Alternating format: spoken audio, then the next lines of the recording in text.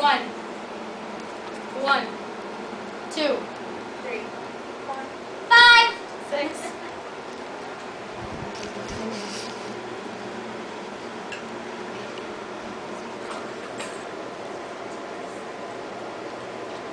I'm going to show you guys how to create your own stencils.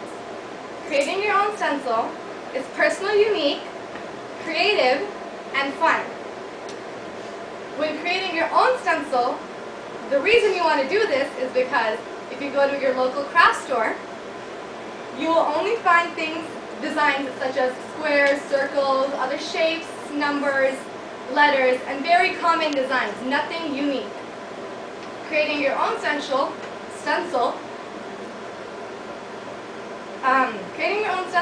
you can choose a photograph of your liking. You can print something out from the computer, an animal, a person, or a vacation that you've taken. You can also get your stencils custom made, but that does come out to be quite pricey. Creating your own stencil is very cost efficient. The materials you'll need to create your own stencil are stencil blanks, which you can find at your local craft store, Hobby Lobby, Michael's, those kind of places. You will also need an X-Acto knife, permanent marker, tape, cardboard or a cutting board. You will need paint, a paint sponge, and you will also need a picture of your liking. When you go to the craft store, that's where you can find your stencil blanks, laminate paper, and your X-Acto knife. You can also find the paint and the paint sponge at Walmart. All of these things come out to be around $10, which is very cost efficient.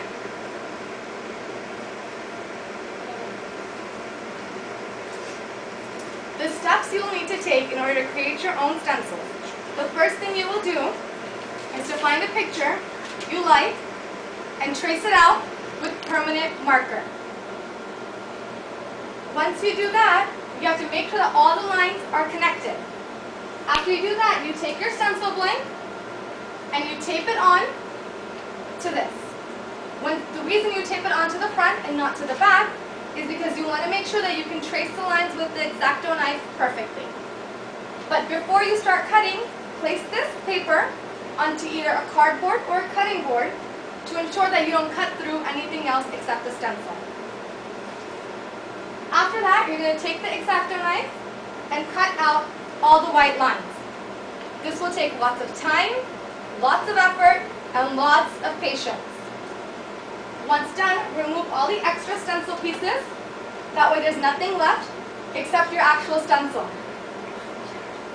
After doing that, take off the paper with the X-Acto knife, go through and make sure that all the edges are smooth and not rough. This will conclude how you make your actual stencil.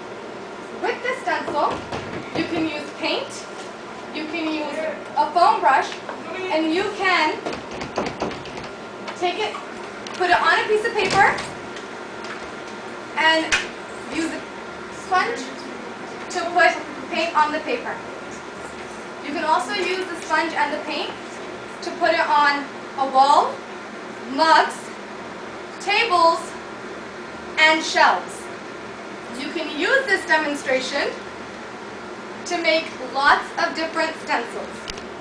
As you can see, I had used the brush and the paint and used the stencil to put it on the piece of paper. Once you're done, you can safely remove it and wait till it dries, otherwise it will smear.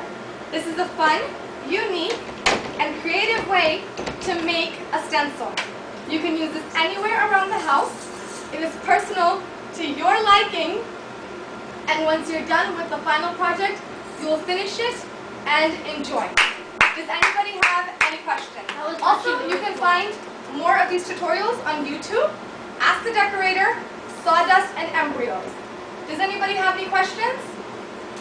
We do. Yes. Why do you use a sponge instead of a paintbrush? The reason you use a sponge instead of a paintbrush is because when using a paintbrush, the paintbrush may smear behind the pencil, which will make the picture not turn out to what it was actually stenciled into. When using a sponge, it won't get anywhere and it won't leak. Can you do the drawing from a book? You can, and instead of putting the drawing on top of the stencil paper, you would just have to trace it out very well in order to carve it out. Do you have to use an X-Acto knife? No, you do not have to use an X-Acto knife. You can use any sharp blade or a knife. Just make sure you can cut precisely. Thank you.